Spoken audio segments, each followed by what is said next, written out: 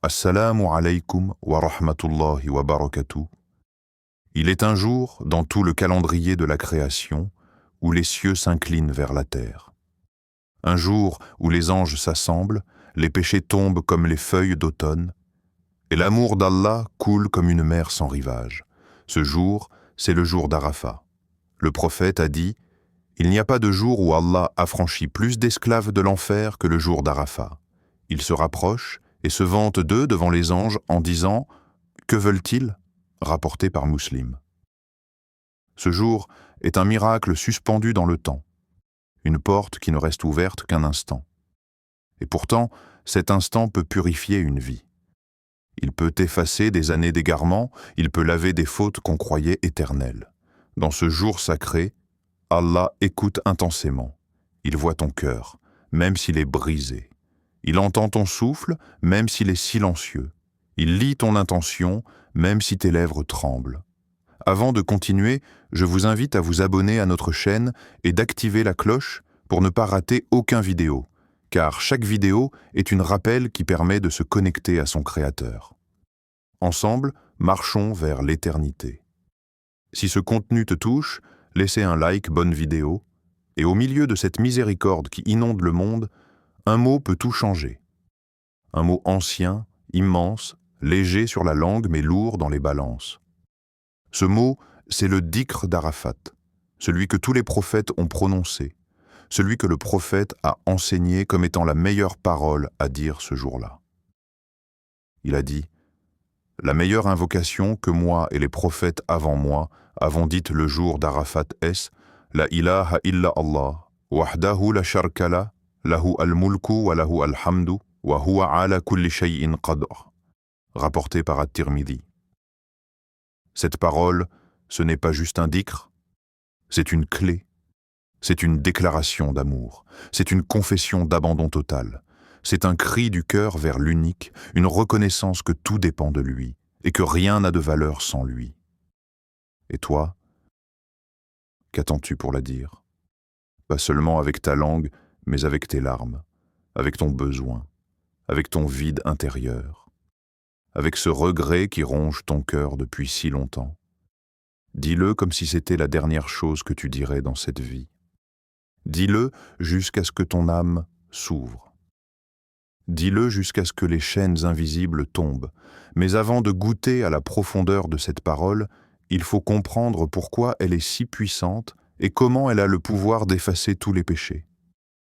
Imagine un mot qui a brisé les idoles, ouvert les cieux, fait trembler les trônes des tyrans et illuminer les cœurs les plus égarés. Ce mot, c'est « La ilaha illa Allah ». Il n'est pas seulement un dhikr parmi d'autres. C'est le fondement de tout l'islam, le noyau de ta foi, la première chose qu'un enfant entend à sa naissance et la dernière que l'on espère dire au moment de la mort. C'est la clé du paradis. Mais comme l'a dit Ibn Qayyim rahmahullah, la clé du paradis a des dents. Si tu viens avec une clé qui correspond à la serrure, elle s'ouvrira pour toi. Et la plus belle façon d'aligner cette clé avec la porte, c'est le jour d'Arafat. Ce jour-là, la terre se remplit de millions de voix, de larmes qui tombent sur les cailloux de la vallée d'Arafat, de cœurs tournés vers une seule direction, disant tous, avec une soif d'absolution, « La ilaha illa Allah, wahdahu la sharka la. Lahu al-mulku wa lahu al-hamdu wa huwa ala kulli shay'in qadr » Et toi, même si tu n'es pas au Hajj, même si tu es loin géographiquement, tu peux être proche spirituellement, car Allah n'est pas limité par le lieu. Son regard est sur l'état de ton cœur, et son pardon descend sur celui qui l'invoque sincèrement, où qu'il soit. Le prophète a dit, celui qui dit « La ilaha illa Allah wahdahu la sharka la, lahu al-mulku wa lahu al-hamdu, wa huwa ala kulli shay'in qadri » 100 fois dans une journée, aura la récompense de l'affranchissement de 10 esclaves, 100 bonnes actions seront inscrites pour lui, et 100 mauvaises actions effacées de lui. Al-Bukhari et Muslim. Mais ce jour-là, le jour d'Arafat, le poids de ce dhikr est exponentiel. Parce que c'est un moment choisi par Allah, un moment où les cieux sont ouverts, où les anges sont témoins, et où chaque mot que tu dis pèse lourd dans la balance. Réfléchis à cela. Tu portes peut-être le fardeau de péché que tu n'oses même plus nommer. Tu vis avec une culpabilité que tu caches derrière des sourires. Tu crois que c'est trop tard, que c'est trop profond, mais Allah dit dans le Coran, dit « Ô mes serviteurs qui avez commis des excès à votre propre détriment, ne désespérez pas de la miséricorde d'Allah, car Allah pardonne tous les péchés. Oui, c'est lui le pardonneur, le tout miséricordieux. » Sourate Az-Zumar, verset 53. Et ce dhikr que le prophète a recommandé ce jour-là, est l'appel à la miséricorde. Un appel qui ne dépend pas de ton passé, mais de ton présent sincère. Alors, que signifie vraiment cette parole? Pourquoi est-elle le cœur du tawhid? Et pourquoi a-t-elle ce pouvoir de purifier une vie entière en un seul jour? Tu l'as entendu, tu l'as peut-être même répété des dizaines de fois, la ilaha illa Allah, wahdahu la sharka la, lahu al-mulku wa lahu al-hamdu, wa huwa ala kulli shay'in qadar. Mais as-tu déjà plongé dans sa signification, comme on plonge dans une mer pour en ramener des perles? Chaque mot de cette invocation est une lumière, une vérité profonde, une clé qui libère l'âme. La ilaha illa Allah. Il n'y a de divinité digne d'adoration qu'Allah. C'est la négation de tout faux refuge. C'est le cri de l'âme qui rejette toutes les idoles cachées, le regard des gens, l'orgueil, le monde, l'ego, les passions, et c'est l'affirmation que seul Allah est digne d'être craint, aimé, espéré. Wahdahu, la sharka la, lui seul, sans aucun associé, c'est la pureté du tawhid. C'est dire à Allah, Ya Rab, je ne laisse personne dans ton sanctuaire. Mon cœur n'a qu'un seul roi. Pas d'intermédiaire, pas de concurrent dans l'adoration, pas d'attachement qui vienne partager la place qui t'appartient. Lahu al-mulku, à lui appartient la royauté, le pouvoir, la souveraineté, le contrôle. Tout est entre ses mains, ton avenir, ton passé, ton souffle. Même ce que tu crois avoir conquis par toi-même, ce n'était que sa permission. Walahu alhamdu, et à lui revient toute louange. Même quand tu pleures, il est digne de louange. Même quand tu perds, il mérite d'être glorifié. Parce que dans chaque épreuve, dans chaque douleur, il y a une sagesse, une purification, un rappel de ta dépendance totale envers lui. Wa huwa ala kulli shay'in qadar, et il est capable de toute chose. Il peut t'effacer, il peut te relever, il peut transformer ton passé en lumière, il peut faire d'un cœur pécheur un cœur pur, il peut tout, et tu n'es jamais hors de sa portée. Ce dhikr est plus qu'un rappel. C'est une déclaration d'amour et de soumission, une proclamation de confiance absolue, une libération de tout ce qui enchaîne l'âme et un retour à l'essence du tawhid. Allah suffit, et rien d'autre ne peut me sauver. Et le jour d'Arafat, ce dhikr prend une dimension céleste. Il est porté par les anges. Il traverse les cieux. Il est entendu par celui qui pardonne infiniment. Mais pourquoi ce jour-là, plus qu'un autre? Qu'y a-t-il dans la journée d'Arafat qui rend ce dhikr si puissant, si transformateur, si décisif pour ton destin? Il existe dans l'histoire de l'humanité des jours qui ont changé le monde. Des jours où les cieux se sont ouverts, des jours où les anges ont tremblé, et où la terre elle-même a été témoin d'un amour divin qui dépasse l'entendement. Le jour d'Arafat est l'un de ces jours. Le prophète a dit dans un hadith bouleversant, « Il n'est pas de jour où Allah a franchi plus d'esclaves de l'enfer que le jour d'Arafat. Il se rapproche, puis il se vante auprès des anges de ses serviteurs et dit, « Que veulent-ils » Rapporté par Muslim, il se rapproche. Lise bien ces mots. Ar-Rahman, le très miséricordieux, se rapproche. Non pas physiquement, mais dans une proximité de pardon, de regard, de miséricorde étendue. Ce n'est pas toi qui t'élèves ce jour-là. C'est Allah qui descend vers toi avec une bienveillance que tu ne peux imaginer. Toi, fragile, poussière et désir, lui, majesté et lumière, il s'approche et il parle de toi aux anges. Toi qui portes des fautes que personne ne connaît, toi qui pleures en silence, toi qui as failli 1000 fois mais qui refuses d'abandonner. Ce jour-là, Allah regarde ton cœur, et il dit aux anges, « Regardez-le, regardez-la. Que cherche-t-il sinon moi? Et que veux-tu d'autre? Le pardon, la paix, le retour. » C'est ce jour où des millions de pèlerins se tiennent debout à Arafat, sans rien, fatigués, en larmes, levés face au ciel. Et dans leur silence, il y a un cri, « Ya Rab, efface tout, je ne veux que toi. » Et toi, même loin de la plaine bénie, tu peux être parmi ceux qu'Allah libère de l'enfer. Si tu récites le dhikr avec conscience, si tu jeûnes ce jour-là, car le prophète a dit « Le jeûne du jour d'Arafat expie les péchés de l'année passée et de l'année à venir », rapporté par Muslim. Si tu t'humilies, si tu lèves les mains, si tu laisses tes larmes couler, tu es là, toi aussi, tu es avec eux. C'est une journée d'acceptation, de retour, de renaissance. Le prophète a dit « Le meilleur des invocations est celle du jour d'Arafat. Et la meilleure parole que j'ai dite, moi et les prophètes avant moi, c'est « La ilaha illa Allah, wahdahu la sharka la, lahu al-mulku wa lahu al-hamdu, wa huwa ala kulli shay'in qadda » rapporté par Tirmidh. Tu entends? Même les prophètes l'ont répété ce jour-là. Et toi, tu l'as dit, avec ton cœur imparfait, mais tourné vers l'absolu.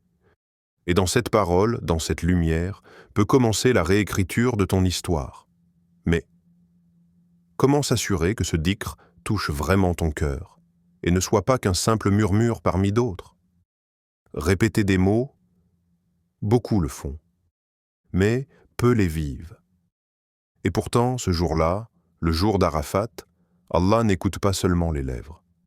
Il scrute les cœurs. Il regarde ce qui bouge à l'intérieur, ce qui saigne, ce qui espère, ce qui tremble devant lui.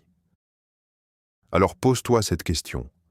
Quand tu dis « La ilaha illa Allah », est-ce un son ou est-ce un cri qui monte de ton âme?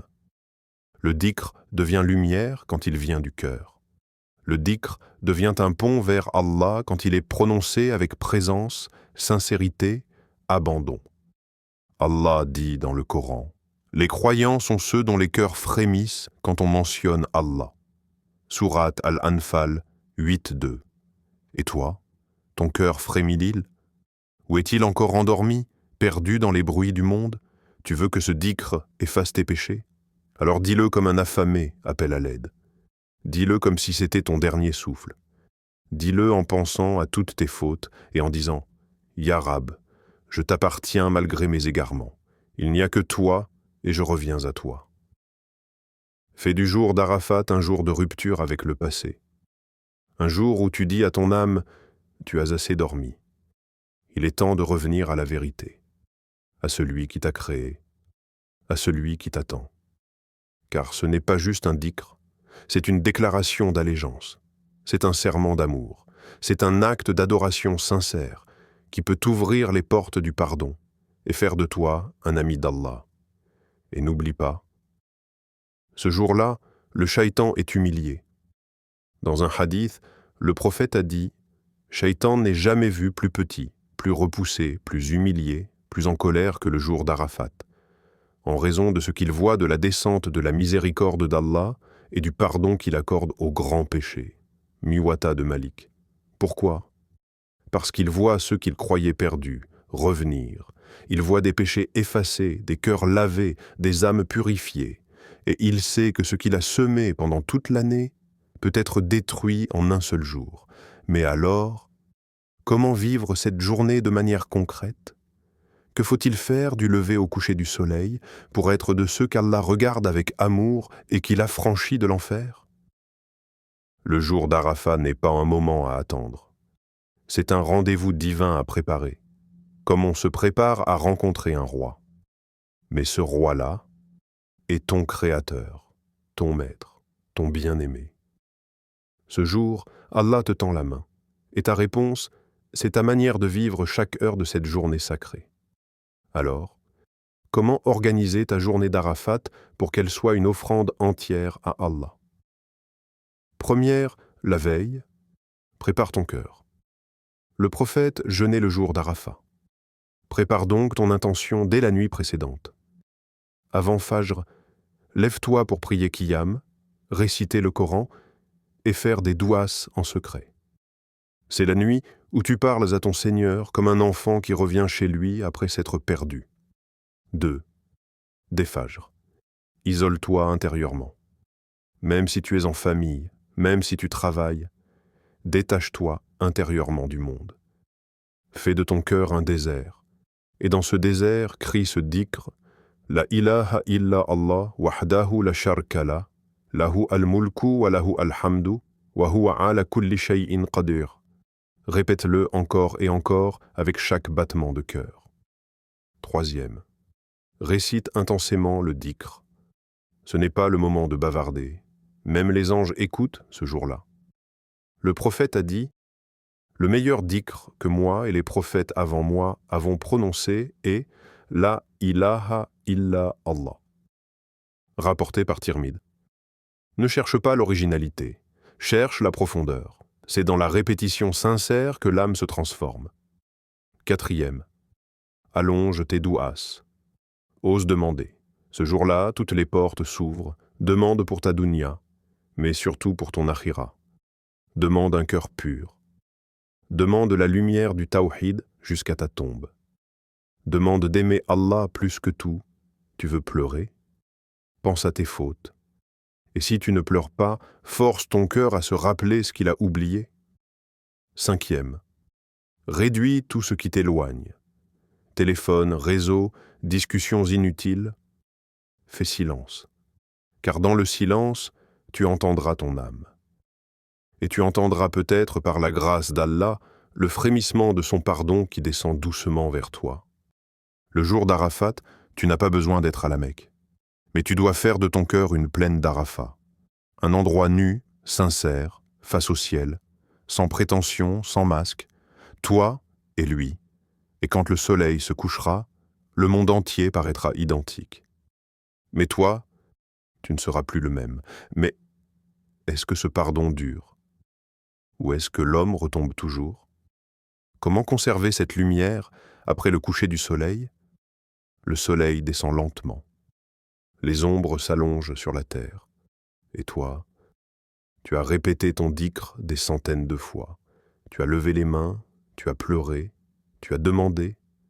Mais quand le soleil se couche sur le jour d'Arafat, une voix intérieure te murmure. Et maintenant?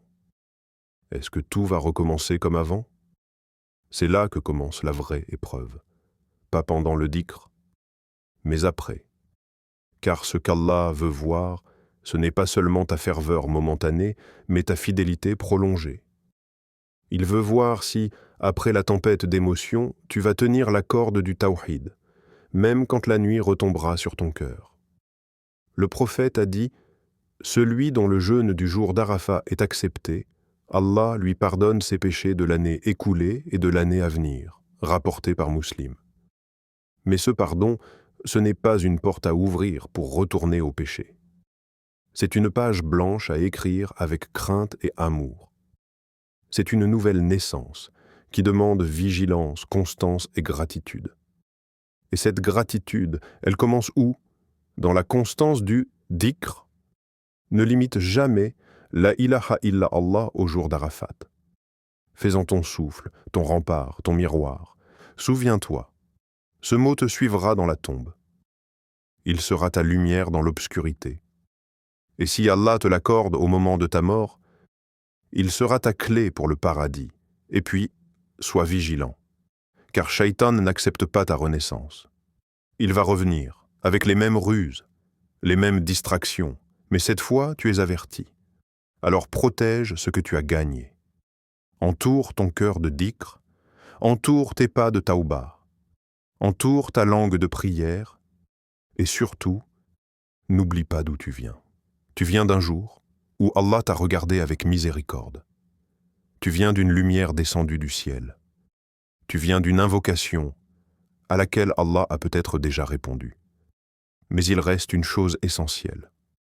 Un secret transmis par les prophètes, un trésor caché dans un mot qui, si tu le vis réellement, fera de toi un véritable serviteur d'Allah. Quel est ce mot? Tu cherches un mot, un secret, un trésor. Un mot si puissant qu'il transforme la simple répétition du dhikr en une lumière éclatante. Un mot qui change l'âme, purifie le cœur et rapproche de l'Éternel. Ce mot, c'est l'istighfar, la demande sincère de pardon, la clé qui ouvre la porte du miséricordieux. Le prophète nous a enseigné. Celui qui demande pardon à Allah, Allah lui pardonne même s'il a fui le champ de bataille, rapporté par Al-Bukhari et Muslim. Ce mot est plus qu'une simple phrase. C'est un acte d'humilité extrême. C'est l'aveu que l'on est faible, que l'on dépend de sa miséricorde infinie. Au jour d'Arafat, alors que tu répètes la ilaha illa Allah, tu dois aussi murmurer Astaghfirullah, Astaghfirullah, Astaghfirullah. Je demande pardon à Allah, je demande pardon à Allah, je demande pardon à Allah. Ce n'est pas la honte qui doit t'arrêter, mais la certitude que ce mot est la passerelle vers la purification. Allah dit dans le Coran, « Et demande pardon à ton Seigneur, puis repens-toi à lui, il est proche et répond au repentir. » Sourate Al-Qiyamah 75, 20 à 21. Au jour d'Arafat, la porte du repentir est grande ouverte. Ne la laisse pas se refermer. Levez les mains et crie avec ton cœur. « Ya Rab, pardonne-moi, purifie-moi, renouvelle mon cœur. » C'est ce mélange de dhikr et d'istighfar qui rend ce jour unique, qui fait fondre les péchés comme neige au soleil, et qui transforme une âme fatiguée en une âme nouvelle, prête à marcher vers Allah avec confiance. Mais n'oublie jamais, le vrai dhikr, le vrai repentir, ce n'est pas un feu de paille. C'est un feu qui doit brûler toute l'année, c'est une flamme dans le cœur, c'est un engagement sincère de vivre selon la vérité du tawhid. Alors, à chaque fois que tu prononces ce dhikr le jour d'Arafat, souviens-toi de ce secret. L'istighfar est la lumière qui éclaire la voie du retour. Et si tu fais cela, Allah effacera tous tes péchés, et ton cœur sera un jardin où sa miséricorde danse éternellement. Alors que le jour d'Arafat touche à sa fin, une invitation profonde résonne dans ton cœur. Une invitation à vivre pleinement ce moment unique comme un don précieux, un cadeau divin. Ne laisse pas ce jour s'éteindre comme une simple date sur un calendrier. Car il est la clé de la miséricorde d'Allah, la source de ta renaissance spirituelle. Le prophète a dit « Il n'y a pas de jour où Allah a franchi plus de serviteurs de l'enfer que le jour d'Arafat. » Rapporté par Muslim. Alors, quelle sera ta réponse? Une prière silencieuse? Une larme qui coule du fond du cœur? Ou un engagement renouvelé à marcher sur le chemin du tawhid, chaque jour, chaque instant? Le jour d'Arafat est une marche vers la lumière, vers le pardon, vers l'amour d'Allah. Ne ferme pas cette porte, même lorsque les ombres de la nuit tombent. Continue à porter dans ton cœur ce dhikr. La ilaha illa Allah. Continue à demander pardon, à te rapprocher, à t'humilier devant celui qui est le seul digne d'adoration. Et souviens-toi toujours, ce jour est un secret d'Allah, un trésor caché pour ceux qui cherchent sincèrement sa miséricorde.